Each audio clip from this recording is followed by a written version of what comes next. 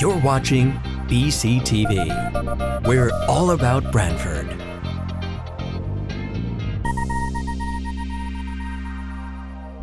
You're watching BCTV, Branford Government Television, a service of Branford Community Television. This program is brought to you in part through the support of the town of Branford. Good evening, everyone. It is 5:30 p.m. May 12th, and I'd like to bring the regular meeting of the Board of Branford Police Commissioners to order. Have everyone here except Christine, correct? She's absent. May I have a motion to approve the minutes of the regular meeting of April 14th of 2025? I'll make a motion. Second? Second. All in favor? Aye. All right. Report of the chief, sir? All right, good evening, everyone. Before I dive into the statistical and training reports, I just want to, on behalf of the department, I want to thank everybody in the community, this board, the first selectman, and the kind words in relation to the May 1st homicide of 12-year-old Anthony Esposito. Very, very difficult call, very difficult situation. Anthony was a bright boy. I guess he really couldn't tell a joke. That was one of the things that we were privy to from the family, is that he had a sense of humor, caring, compassionate young man. His life was taken way, way too early. During that call, I want to just hit on a couple things that I think are very important. We were very fortunate that we were able to have the suspect in custody within a half an hour. Part of that is just good police work. Part of that, we did have a license plate reader hit from the town of North Branford that helped us point in a specific direction. And with the assistance of Trooper Delorio from the Connecticut State Police, that person was taken into custody without incident. A lot of work behind the scenes on that. That ultimately led us to have the opportunity of our detective, Joe Hurton, interview him and obtain some background information to this tragic event. So really good work on that in the early stages. At that point, simultaneously, our focus, as you can imagine, is on the family. Anthony's sister, I will say that in speaking with her and hearing what she went through, she's a remarkable, remarkable young lady. What she was faced with and how she handled it is truly remarkable, and it just speaks to her strength. And it was on scene there. We were lucky to have Danielle Sarasi, our social worker, came to the scene to help with the family. We did have personnel, including Danielle, with the family for extended period of time. The leadership of Detective Lieutenant Don Mueller in managing this and some of the things that they did, very well done. So all in all, very, very difficult, but I will say that the amount of compassion and some special things that our officers and detectives did for the family. Danielle played a very crucial role in that night. She did maintain contact with the family, as did our detectives for a long period of time. We will always keep Anthony in our thoughts and our prayers, as well as the family. I believe there's a relationship there that will always be there for them if needed. They understand that. Also, I think it's appropriate to thank, obviously, the Connecticut State Police. As you know, scenes like that, the crime scene part of it is processed by the Connecticut State Police Major Crimes Unit.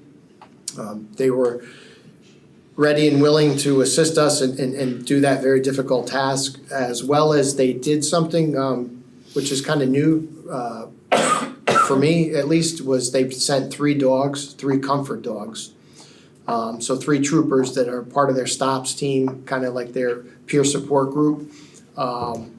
So fairly quickly, there was a bunch of labs walking around and, you know, It's kind of beautiful. kind of break things up and check on those that were involved. So that was something new for me to see in action, and I know all the officers appreciated it. Also, our partners in the North Branford Police Department, as you know, our building, we do not have our normal department setting. We did need an interview room by Connecticut law. We have to interview this person on camera and in video, and it necessitates a specialty interview room. So they were more than good to us in allowing us to use their facility for that. Also, the New Haven office of the State's Attorney's Office, they did come out on scene, worked well with us. But just to kind of like close this out, I will say that the takeaway was the teamwork. There was a lot of resources, a lot of effort, a lot of hard work, and the work isn't over. The detectives still have a lot to do with this case. Obviously, we have to prepare for the trial and finish up some evidence. So they have a long road ahead of them still, but I think the takeaway was the compassion to the family to try to provide something for them during this tragic incident. Also with that, the community did come together. There was a prayer service at St. Mary's. It was very nice, well attended. Cross-section of our community came out. And as you can imagine, the teachers at Walsh, this was tough on them. Also, his fellow students who thought very fondly of Anthony. So it was very hard for them as well. I was in constant contact with Superintendent Chris Tranberg, and I will tell you, hearing some of the things that the school system did, very, very caring and amazing what they did to try to help the family also. So the community came together, all different departments came together. But again, we want to thank the community for all the support for the family. Thank this board for the very nice letter, and First Selectman Cosgrove on his kind words to our staff. He had reached out very early on in this. So we will keep forward. There was a beautiful picture of Anthony when he was little in a police uniform with his police hat on that we all cherished when we saw it. So, you know, he's one of us. But with that said, I'll move on to the monthly report. Some good news in there. As you know, I'm always cautious to say, you know, things are going good, but this month, probably, it's one of the first times I can say that we didn't have any car break-ins, no burglaries, larcenies trended fairly average, no motor vehicle thefts from vehicles. So, you know, lock the doors, you know, remove the keys. That's some good news. The family violence, that had been trending up, but from March to April, it did go down. We saw a significant drop, which is good. We want to see that. Overall, mental health calls stayed very equal. And in the notable arrests, you will see there one in particular, Michael Boyd. He was at one of the local hotels, threatened a staff member with a handgun, fled the scene. We were able to catch up with him. He did stop, and Sergeant Morgan conducted what we call a felony motor vehicle stop. With the assistance of Officer Richardson, took him into custody, and we were able to recover the handgun. And as you can see, he is not supposed to be possessing a handgun due to previous convictions. So he was taken into custody and faces the litany of charges there. Also, there was a negligent homicide case. That's an older case. And the suspect was out of state, which makes it difficult for us with extradition and other issues. ultimately, he turned himself in. And you also see that being the April report, Michael felt that we wanted to give you a little something. So I guess K-9 Arrow got arrested for Bananas. grand larceny of bananas. He really likes bananas. Engaging police in pursuit and being handsome. He's guilty of being handsome, I guess. So a little comedy there from Michael. As far as the NIBRS reports, I did note that there was some, blurring of the statistical table. We'll look into that. I don't know if it's a print issue and/or an image resolution issue, but we'll rectify that.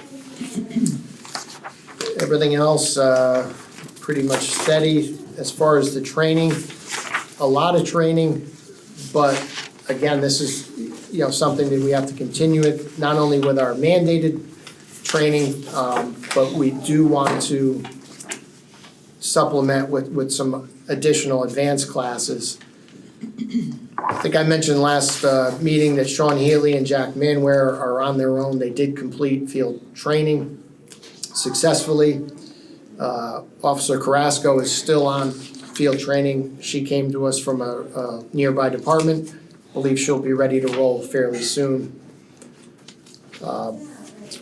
Officers Ken Irdos and Michael Vitale did attend and pass a 2-week SWAT school. It's a very demanding school.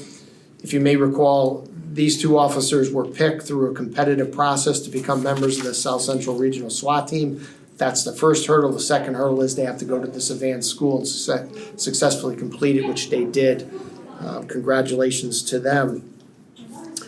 You also see that Michael Smith completed some crime analyst training and his continual pursuit of education as far as some of the accreditation and/or keeping our statistics in crime, NIBRS crimes.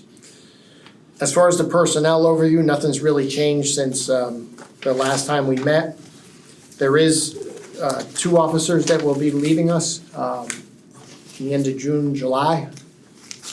They will be retiring. I'll have more on that at our next meeting.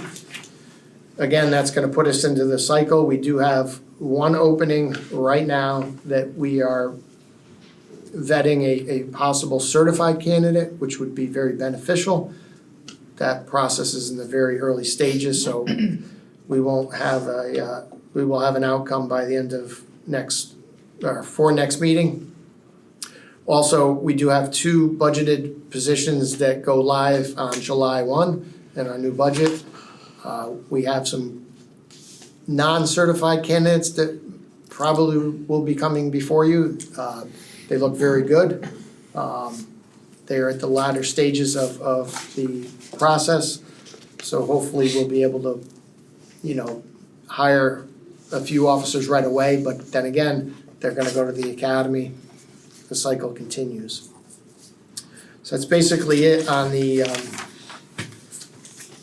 statistical report and the training synopsis. As far as correspondence, we did receive a letter from a reporting party of a February mental health assist that we highlighted here in the commission meeting.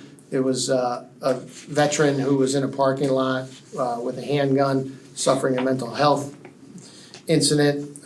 This person just wanted to reach out and thank the PD for their professionalism during that call. Also, we received a letter from Eunice LaSala, Anthony LaSala's wife. Anthony, as you know, was a commissioner. He had passed away. He was here for about 12 years on this board. We will miss his presence. He was a sharp mind, incredible legal mind, and we did attend his service. So she wanted to reach out and thank us, and we keep her in our thoughts. And then the other 2 are, from all of you from the police commission, offering your condolences to the family of the victim, as well as the department navigating through that tragic homicide, as well as First Selectman James Cosgrove. Moving on to asset forfeiture. Currently, we have just shy of $130,000 in our asset forfeiture account. There was an opportunity to continue our license plate reader program. As you know, the first wave was funded by ARPA money, and there was a limited amount there. And some of the bigger intersections and other areas we wanted to hit wasn't feasible under that budget cap that we had. There was a camera that was extra, I believe maybe two, that they were able to cover an intersection with that we didn't need.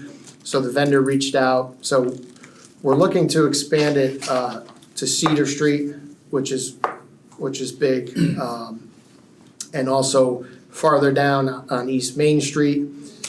The vendor is Utility Communications. They have quoted this under state contract price and same project price for the others. For us to accomplish these two sites, there's $12,466. I bring it before you tonight for consideration as an expenditure under asset forfeiture. Something we're seeing the benefits of this, and I highly recommend expanding to these two important locations. The other thing under asset forfeiture is we started to do an inventory of some of our equipment in our vehicles. Our police vehicles have active shooter kits in them, and what that has is some higher grade ballistic protection, more for rifles and higher threat. However, it's very old. Some of it's 10 years old, and it was at the time it suits the purpose, but it's very, very heavy. Some of it's metal, almost to the point that you would maybe think twice about putting it on because it's that cumbersome and heavy. 10 years later, technology and some of the different composites that they have out there, it's much lighter. And what I'm speaking of is what they call the plates and the backers that go into the vest carriers. And looking at that and updating a few of the helmets that are in there, that would be an additional $15,000, $15,340 to be exact. So these two projects combined would be $27,806.90. I'd like to push these both forward as asset forfeiture expenditures. Chief, can you just give me the name of the second, what you called the second request? You could just say ballistic plates and helmets, plate carriers. Active shooter kits. Yeah. Thank you. We're gonna reuse some of the external carrier part of it, but replace the internal part with a much lighter plate system. When you do that, how many officers will have access then? Well, we have, we will utilize some of the heavier stuff in the backup cars. The frontline cars will be complete, and also, if any of you have seen the truck that's out there now, the Branford truck that we have, Branford Police, that will have some additional equipment on it, including spares for those that are there. So they will have access to this. Probably 10 sets total, and that's enough? for now, and then we'll cycle down the older stuff. And Thank you.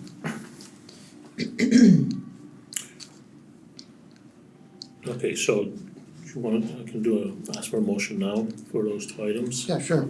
All right, I'd like to make a motion to move $12,466 from the asset forfeiture fund for two additional license plate reader cameras, and then an additional $28,000 moved over from the asset forfeiture for an active shooter kits.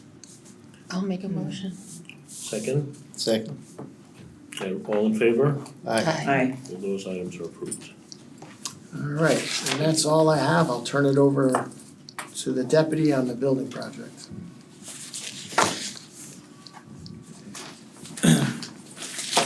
So as you're aware, progress is continuing with the project. At this point, we've not encountered any long lead procurement issues with anything that we need for the project that would impact the schedule. So overall, we're on schedule. We anticipate being back at the PD January or February of 2026. So at the end of April, we mentioned last meeting that we did vacate the building, or the need to vacate the building completely due to a gas utility shutdown and a switchover. Telecommunicators worked out of a temporary dispatch facility at the police academy that day. It took a lot of coordination between multiple agencies to make that work, but it went very well and there were no issues that we encountered and no issues to our service. So a great job done by our dispatchers, Tom Kuhn, Christina Sands, and Amber Bousseau, who did great work up in Meriden. So that went off really well for us. The job site in recent weeks has been very busy. If you drive by, you'll see the scaffolding and a lot of activity there at the PD. There's a variety of crews from all different trades working right now at the PD. So again, we continue to remind the public to call us instead of responding to the PD where that's possible. We'll respond to them. We could also email out our records as need be, just because the site's definitely very busy right now.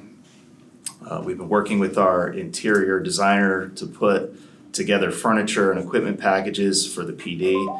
All those packages are presented to the Public Building Commission for approval, for their review and approval. So a big milestone was the new slab that was poured on the lower level. That allowed us to begin a lot of work on the lower level now that that slab is poured and cured. So a lot of different trades are downstairs right now.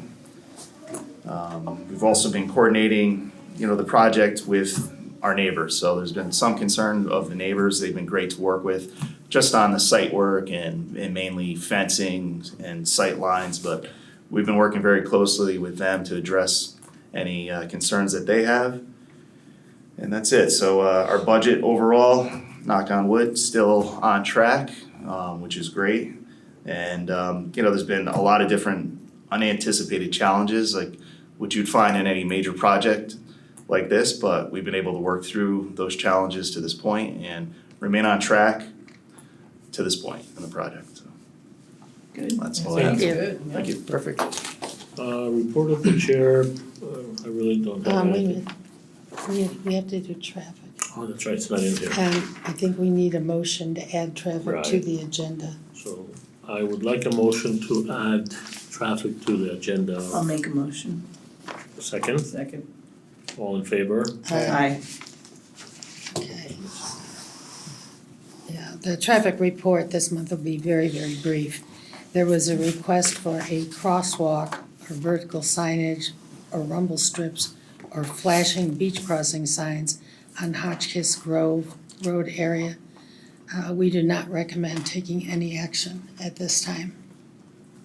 The second item is requesting for the reinstatement of no parking signs and a one-way sign around the island on Soundview Heights.